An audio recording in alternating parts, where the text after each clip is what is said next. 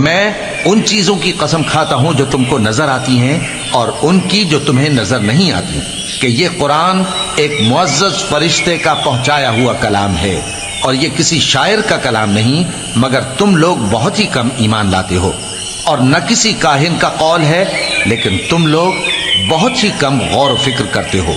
یہ رب العالمین کا اتارا ہوا ہے۔ اور اگر یہ پیغمبر ہماری نسبت کوئی بات جھوٹ بنا لاتے تو ہم ان کا داہنا ہاتھ پکڑ لیتے، پھر ان کی رگے گردن کاٹ ڈالتے، پھر تم میں سے کوئی ہمیں اس سے روکنے والا نہ ہوتا۔ اور یہ کتاب تو پرہیزگاروں کے لیے نصیحت ہے۔